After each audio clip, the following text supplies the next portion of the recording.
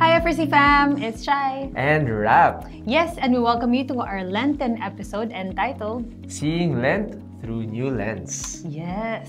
And for this episode, we will be talking about the different Lenten practices of Catholics here in the Philippines. We'll ask some questions. Bakit nga ba ito natin ginagawa?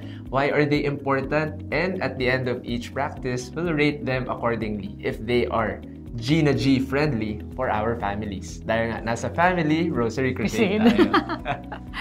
Yes, so samahan niyo kami. You've seen his social media and his YouTube entitled Sa Madaling Sabi. He also published his first book last 2020 entitled Paunang Sabi.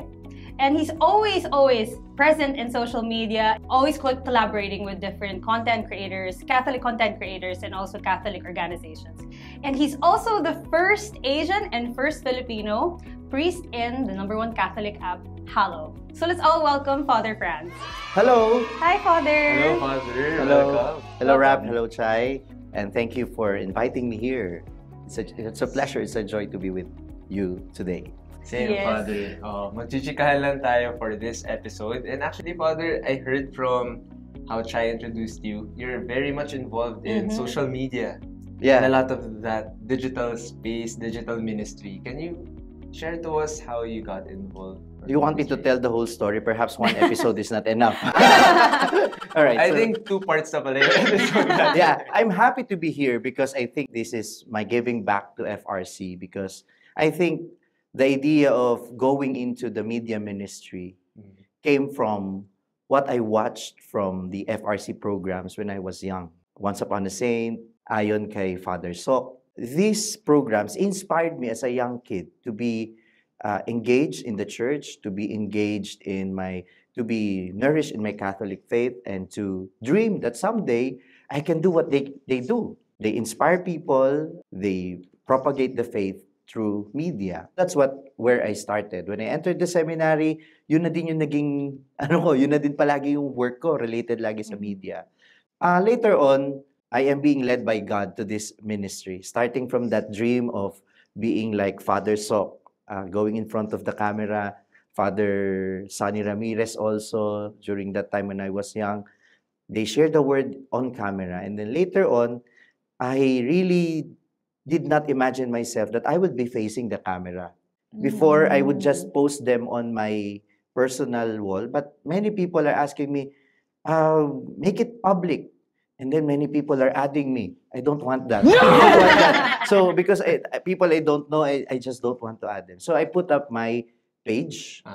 And then that's how it all started. I would share my homily, a gist of my homily in 1 to 2 minutes. That's why I called Sa Madaling Sabi in English, in other words, or literally in short, in short words, or in a gist. So because it's a sharing of the gist of my homily. And so I think, Father, it's very apt that you're here with us. Someone who's very creative and youthful. I believe lahat ng kadalasan sa nasa digital ministry very in tune with the youth because it's really who we're catering to. And a reality right now, especially during Lent and when we hold traditions that we normally do as Catholics, is marami na ng mga kabataan ngayon medyo hindi na interested at involved sa mga ginagawa natin over Lent. We want more young people to be more involved and have that genuine understanding and interest, as Rap said, no? So today, medyo gagawin natin siyang pa-talk show. Oh, wow. Yes, talk show approach tayo today. Merong keyword sakto. No, but really, Father, we want to talk about the different traditions that we do for Lent and also understand ano ba yung purpose nito, how do you even define it in a sense na ano ba yung mga practice nito. Kasi for sure, some of our FRC fam out there na mas bata doesn't really know these practices, diba? So, or posibleng alam nila. Or alam nila. Alam lang nila. Alam lang. Hindi ginagawa. Di pa. Or pwedeng minsan may misunderstanding sila of what it is. Yes. So having you here, define it and really dissect the purpose and the essence of it would be, really fun. Yeah, hopefully it will be a refresher, good refresher for us this Lenten season. So FRC fam, if ngayon pa lang may mga katanungan na kayo about Lent, comment lang down below. Yes. Try natin sagutin. Habulin natin. I-edit na pala yung video, no? Pero malay nyo, one of those questions will be tackled as we go along. Lenten practice that we're gonna talk about. If you could put like a rating, like rated G, meaning good for family, or would you recommend it to be practiced by like an individual faithful? All right. Oo. Okay. Simulan Simulan na natin. Ready ka na, Father. Okay. Lights on, lights off. Joke! Ash Wednesday, Father. So, sinasabi kasi siya na, is it a regular day of obligation? Pwede bang magpapa-ash lang? Ay, sorry, holy day. I said regular. Sorry. Regular day. Obligation. Sorry. Yeah. Okay. Iniisip lang yung susunod na bakasyon kung regular holiday. Totoo naman. Special non-working. Ha? Yes. Exactly. Nakaseat-seating kasi ang mga airline ngayon. Yun yung inabangan natin ngayon. Sorry. Nabuking.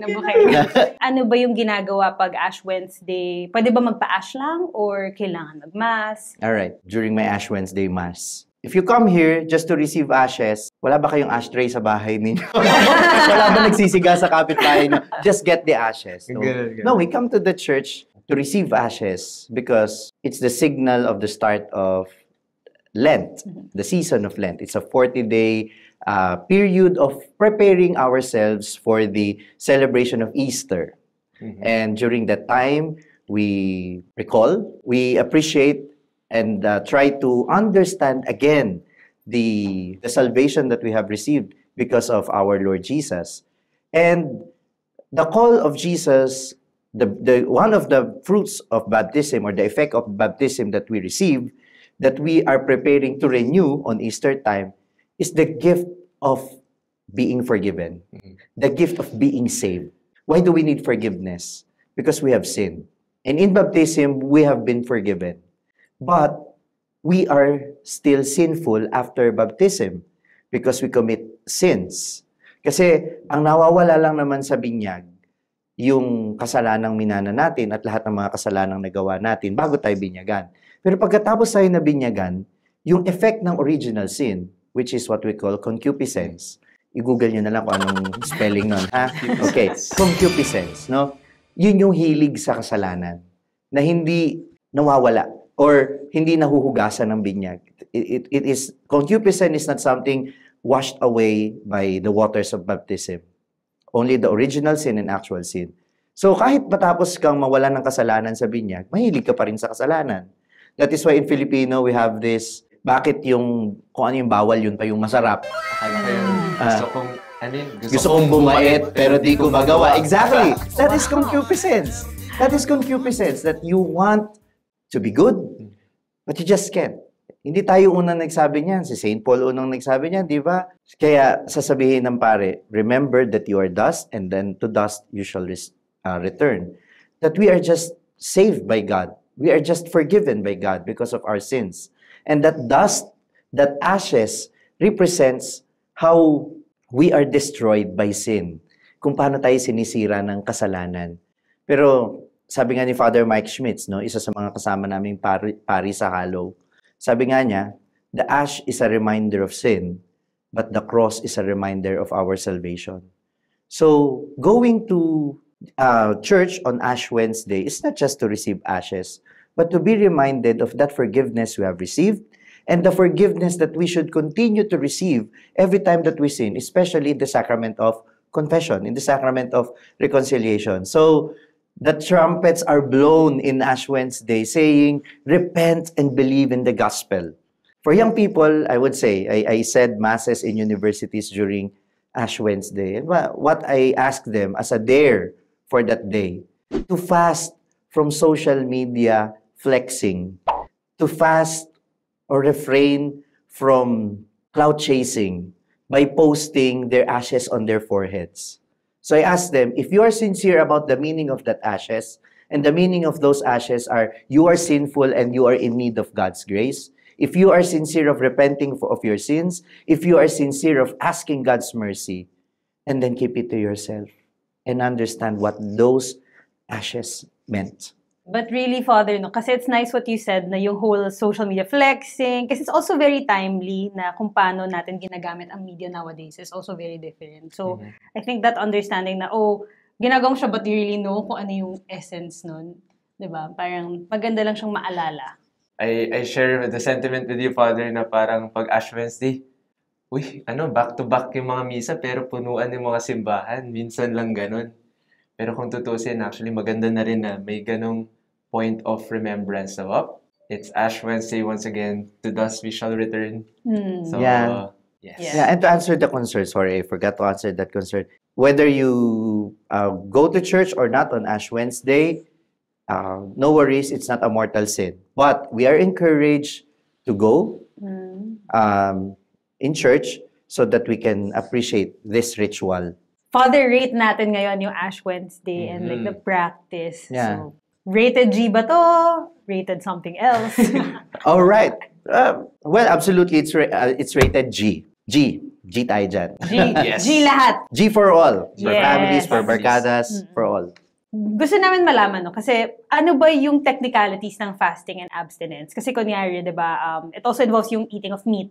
Yeah. And then it also involves you eating on one big meal lang siya. Depending on the age range even. Paano kapag nag-IF ka? Like nowadays, di ba, ang daming different types of diet. Like, Yeah. nag-IF ka, counted pa ba yun as something na sacrifice, quote-unquote? Offering is always dependent on the intention of the one who offers. You may offer a big sacrifice, but if there's no sincerity in it, it's just a showing off, then it's not sacrifice. This question was addressed by my homily in the third Sunday of Lent. Jesus cleansed the temple. He turned the tables. And then, why is he angry? Is he angry because nauusi siya dahil ang dumi-dumi ng templo, gusto niya malinis? Pero, ang ikinagalit ni Jesus doon, it's the wrong understanding of the people about sacrifice. Kasi yung understanding nila noon ng sacrifice, I will buy something to offer, and that offering would save me from my sins. Without any intention of repenting of one's sins, and without the intention of changing one's life. That is why Jesus is angry. And not only Jesus, but the prophets of old. Prophet Hosea chapter 2 verse 4 would say, I desire mercy, not sacrifice. Ang gusto ko, magbago yung ugali nyo, hindi yung mag-alay lang kayo. So the emphasis really of our sacrifice is not offering other things for ourselves, but it's offering ourselves for others. We do fasting and abstinence not to be in good shape. We do fasting and abstinence. Of course, it has good... Iba yun sa Yun nga, diet yun yung IF, yung diet, yung pagiging, tawag dito, vegan, and all. Meron talaga siyang magandang health benefits. We do not deny that. But do you do that para maging aesthetically pleasing ka, para maging attractive ka? So what is the intention? Ba't mo siya ginagawa? Is that because of that? Or is it because you want to offer a sacrifice to the Lord? It does not want to bring your body into good shape, but it wants to bring your soul into good character. Father, just wanted to clarify a few points dyan sa fasting and abstinence. No? I know you mentioned already the purpose of it. But siguro dun tayo sa paano yung mga technicalities na, yun nga, parang pwede ba yun kung kunyari hindi ko siya gagawin? Is that a sin? The every Friday no meat na abstinence? Ano ba yung point nun? Like, what if I'm a vegetarian? So it's not really a sacrifice for me not to eat meat. Yeah. So do I have like an alternative option? Kasi there's also another thing being promoted na you can abstain from, like, for the voluntary Lenten sacrifice, you can abstain from Netflix, for example. Yeah. Abstinence, which is refraining from eating meat and actually pati mga poultry products, no, kasama din yun. It's for ages 14 to 59.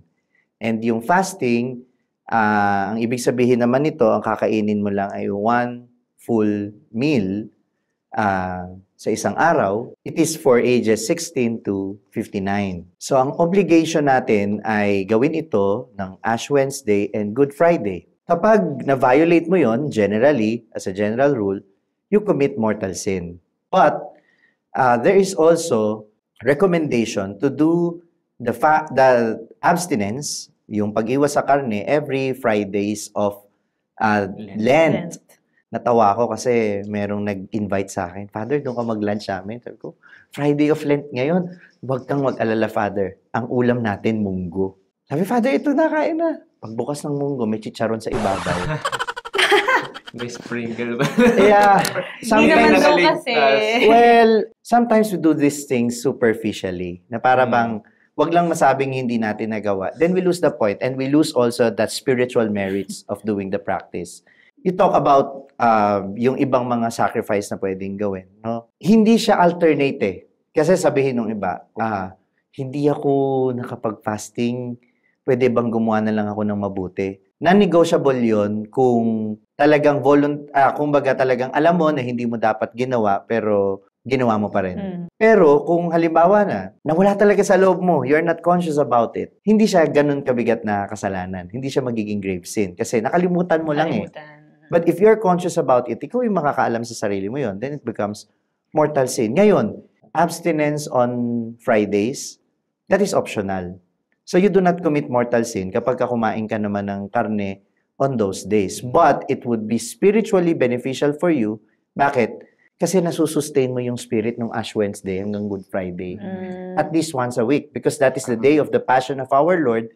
And then, that becomes spiritually beneficial for us. Pwede bang i-substitute yung iba ng magagandang deeds? Actually, hindi. No! You don't substitute, you complement. You complement. Ibig sabihin, bakit ba tayo nagfa-fasting? The point is not just to lessen our food intake, but the purpose is to also increase our charity towards other people. Na kung ano yung natipid mo nung nag-fasting ka, for example, ano ba ang usual na pagkain ngayon? Magkano na ba? Ranging from 150 to 250, for example. So, per meal. So, in a day, nakatipid ka ng 300 to 500 pesos. Where should that 500 pesos go? It should go to charity. It should go to people who have less to eat, to the church in need. So, complementary siya. Yung mga magagandang ginagawa natin, complementary siya.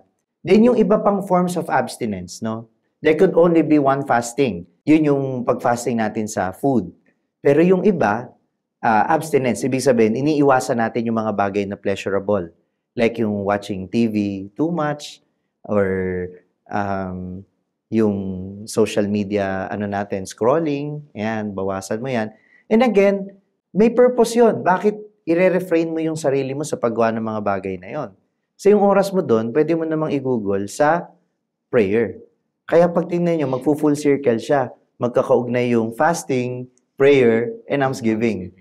Kasi nagko-complement siya sa isa't isa. So, it's not a question of or, but and. Nakakatawa yung bargain na pwede bang gumawa na lang ng mabuti. So, pwede outside Lenten season, hindi ba tayo gumagawa? Exactly, di ba? Yung default pala. Yun yung sacrifice good pala. Good heart check yung mga. Talagang, tama, heart check. Talagang, titingnan mo talaga yung loob mo. Kasi, share ko lang din, SKL. So, ang isa sa mga inano ko ay to refrain of going out. Kung hindi essential, hindi muna ako lalabas. Pag lumabas ako, lagi ako nakakotse. Tapos, nung second week, ang challenge ni Mark Wahlberg, who is with us in the Hallow app, take it on the second level. So parang ako, I'm asking the Lord, Lord, what are you asking me to do? Tapos, I pray while I jog. Biglang may nag-honk na jeep sa likod ko. So I think the Lord was calling me to take the commute. The Lord was again calling me to take the bus. The Lord was calling me to do something extra and more basic. And that is commuting. Mas dinalasan ko yung commute. So when I go to Manila, to QC, commute talaga. And yes, it's uncomfortable sometimes. Sometimes it's comfortable. Kasi when you're driving, you cannot sleep. But when you commute, you can sleep. But again, hindi siya, matagtag siya. Hindi kagaya nung nasa comfort ng car. Pero there is that, I know I am offering something. I know this is inconvenient, but it's liberating. Kasi kaya ko naman pala uli na mag-commute. Kaya naman pala. I have a tiny question, Father. Balik lang ako ulit dun sa meat. Sobrang quick lang. Pero ba't nga ba siya meat? Like, bakit meat? Teka, anong favorite mong food? Steak. Steak. Ikaw, anong favorite mong food? Ako, gulay ako eh. Gulay person ka ba? Gulay person ka ba? Gulay person ako. So, isa pala siya sa mga hindi masyado nagsastruggle. Oo nga eh. Parang wala lang sa But you see, generally speaking, meat is enticing. Meat is an eating pleasure. Generally speaking. But when we speak of the Bible, yung meat, usually yung meat ng mga hayop, talagang ino-offer yun kay Lord para nakaseparate siya for God. Actually, yung fasting and abstinence, wala lang. Naisip ko lang, maybe that's why a lot of the youth right now, nagsastruggle din talaga sa idea ng Lent. Kasi parang feeling namin, syempre youth tayo, diba? Maraming rules, maraming structures na kailangan sundin. And then it feels like it's so rigid that if you don't know why you're doing it anyways, then it's hard. It's gonna be hard. Lalo na in a very instantaneous and convenient time. Parang ang hirap mag-give up ng commute, Father, talaga. Mag-grab or angkas na lang ako. Diba? Parang yun yung extra challenge for us. Pero actually, nagagawa naman nila yan sa ibang bagay. Nagagawa naman natin yan sa ibang bagay. Dami kong kilalang Swiftie, para makabili ng ticket at makapanggastos para makapunta silang Singapore, muna sila, pinergo muna nila yung ganitong lakad, hindi muna sila kumain sa restaurant. That's fasting. That's abstinence. Marami silang pinergo to achieve their goal. Something that they want. So, what do we want on this season? We want to appreciate God all the more and to focus ourselves on God all the more and to reduce the focus on ourselves. Yun yung goal natin. Yun. So, isipin natin yun, FRC fam, ano ba yung mga dapat natin if we go for this Lent? Para mas maisip natin si Lord. So, fasting and abstinence, Father, is it rated G? Well, it's not for everyone. First, yung mga ages 13 pababa ay exempted from abstinence, as well as yung mga 14 pababa or 13 or 15 pababa ay accepted from fasting. Ganon din naman generally accepted from fasting and abstinence yung mga senior citizens 60 and up and those who need special medication. So yung mga may maintenance drugs na kailangan kumain muna bago sila uminom ng gamot. Yung of course. Acid reflux. Ayan, yung mga ganyan. So yung mga may special health conditions, exempted sila doon. But again, it's the intention. No, hindi yung makahanap lang ng palusot. Ay, iinom ako ng vitamins. Kailangan kumain kumain ng marami. Sinabi ba? Sino doktor nagsabi kailangan mabigat ang kakainin? Next Lenten practice naman, Father, almsgiving. So, alam natin pag almsgiving, di ba, yung ano yun? Like, kunyari, is it enough to donate? Is it enough na you give money to, like, for example, somebody who's like nag-a-ask ng money sa streets? Or what, ano yun? Like, what is almsgiving to begin with? Mag-type ka na lang ng random cellphone number sa Gcash, like, no? donate ka na lang. Oo nga, no? Parang ngayon ko lang naisip yun, ha? Swerte naman nun. Swerte naman nun. Thoughts lang ako minsan. Almsgiving, controversial talaga yan. Kasi parang, pag-usapang kabig, okay lang. Lahat ng ideas accommodated para kung paano kikita, paano magkaka-income. Pero kapag magbibigay na, yan na, ang dami ng tanong. Di ba? Deserving ba yan na bigyan? You know, that's very tricky. Kailangan ba talagang i-deserve para bigyan mo? Are you really giving if you set criteria kung sinong bibigyan mo at kung sinong hindi? Remember, the scene of the rich man in the story of the rich man and Lazarus in the gospel is not the pagiging madamot of the rich man. Ang issue doon, hindi niya kasi pinapansin yung tao. But hindi siya madamot, bakit? Yung nalalaglag sa mesa niya, pwedeng kunin eh. Kung madamot siya, even that, hindi niya ibibigay yon. Meron siyang generosity in a sense na ibinibigay niya yung tira-tira. O di ba ganyan din naman tayo magbigay sa kapwa natin? Para lang umalis na, abutan mo na lang. At ano yung inaabot natin? Barya-barya. And what is that sin? The sin of the rich man. The sin of not seeing other people having the same dignity as you. Nantingin mo sa kanila aso. Buti pa nga si Lazaro, nadidilaan ng aso yung sugat niya. Kahit painful, hinahayaan niya na makinabang yung iba sa sarili niya. Kahit painful yun. Diba? Dilaan ng aso yung sugat mo. And again, the question is your intention. Pag nagbibigay ka ba para may maibigay lang? Para masabi mo lang na, nakapag-almsgiving na ako, okay na. Hindi eh. Nagbibigay ka dahil may malasakit ka dun sa tao. Kung tao yung tinutulungan mo. Ano bang bibigay mo? Dalawang criteria. Una, yung kaya mong mawala sa'yo. Pangalawa, kung ano yung sa palagay mo makasasapat dun sa kailangan ng tao. Na makauwi man lang dahil nag-effort siya na puntahan ka, o yung gutom man lang niya sa isang pagkain, mapawi mo. Kung sa palagay mo, yung bibigay mo enough na para masatisfy yung dalawang condition na ito, sa palagay ko nakapagbigay ka na. Ang kailangan nilang maramdaman kung minsan, nakapwa-tao sila.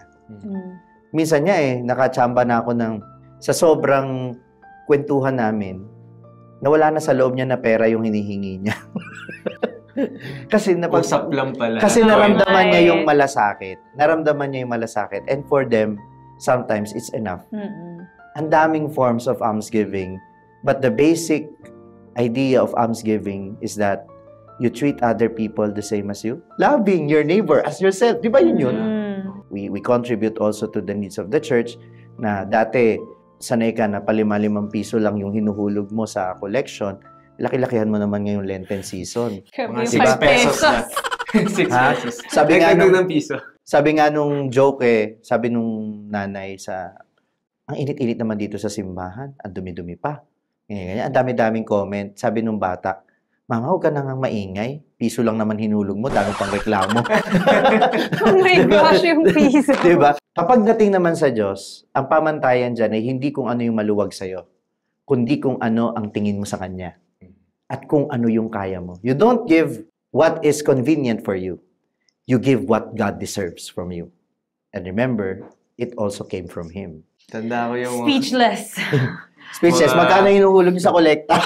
Ako, Father, actually, naisip ko kasi isa sa mga decisions ko nun, parang malaking bagay din yung pagbibigay. Yung parang ready ka na, intentionally dinesisyonan mo na ito yung ibibigay ko. Compared sa parang pag nadatnan ka na lang, wala akong anything. So parang, isa yun sa natutunan ko na parang magandang palaging iniisip kung paano ka makakapagbigay. Good. So, kunyari sa mga offertory, na-realize ko na madalas hindi ko iniisip na magbibigay ako ng offertory sa simbahan. So, challenge ko yung sarili ko. Pag nagmimisa ako, so sinabi ko, sige Lord, next time, pag hindi ko inisip na magbibigay ako at nadatnan ako ng basket, lahat na nasa wallet ko, bibigay ko yun. So, minsan, nadadatnan ako na, medyo malaki yung... Pero kasi hindi ko pinano or inisip naman yun in the first place, which I should have been thinking about. So, natuto ko na parang, okay Lord, ito yung kaya ko at this time. Or, kapag madatnan ako, ito yung lahat ko. Yun yung pinramise ko sa'yo. Ako naman baliktad, naka-decide na how much. Parang naka-base siya on my sweldo, na parang this amount is like for church, na gano'n. And then sometimes naman sasabi, hindi mo nga kailangan lagyan sa offertory. Pwede mo rin naman yun, like, yun nga, for donation or for people who would need something from you. Parang you decide. So parang, so parang siya naka-budget, but at the same time, alam mo na you're doing it, not because of habit, but because it's within you na, you wanna give it.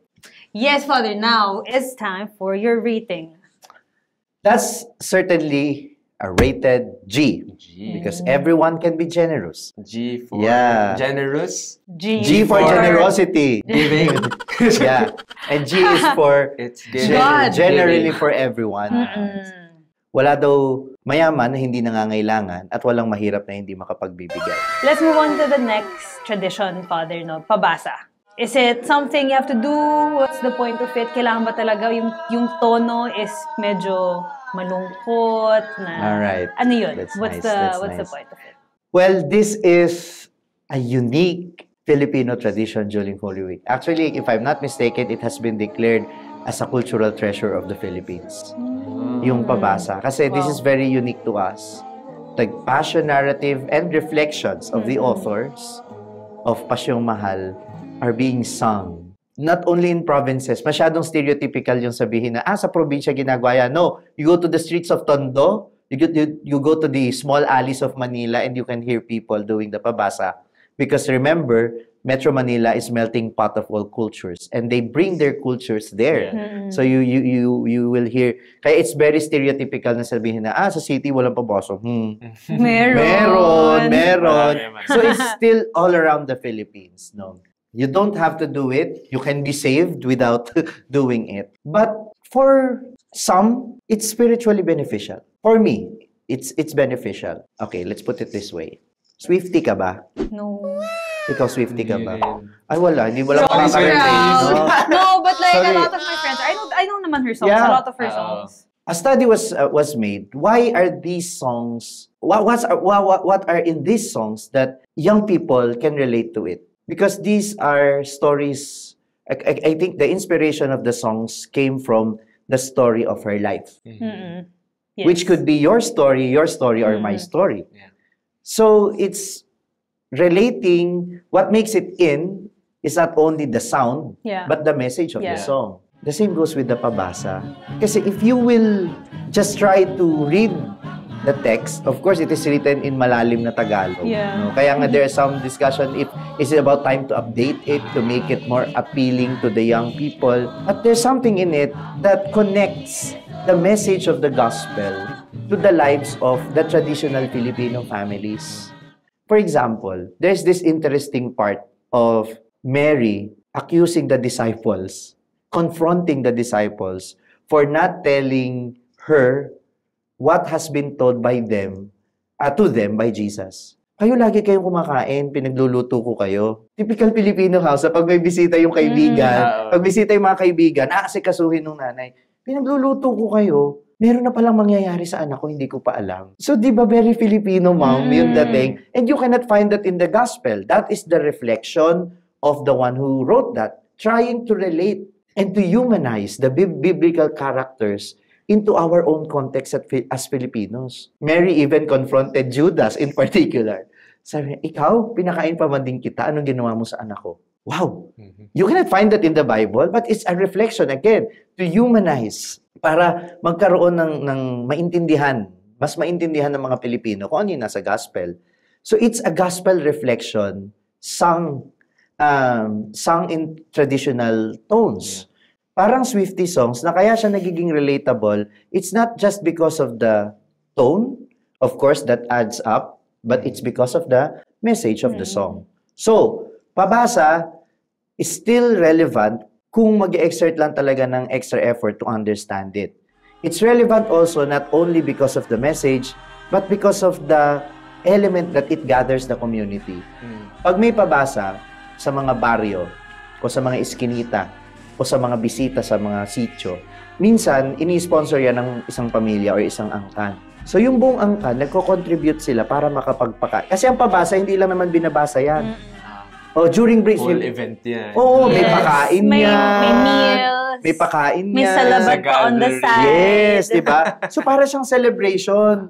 It's like a family celebration. It's a community celebration. So, it gathers the community together. Kaya, para sa akin, isa yung element ng pabasa na yon na very uniquely Filipino and something that is very helpful in building up our communities and bonding us as families. Yun, individually, it can help you, and as a community, as a family, it could help us also. Not only to grow spiritually, but to grow affectionally. Magkaroon ng participation dun sa community.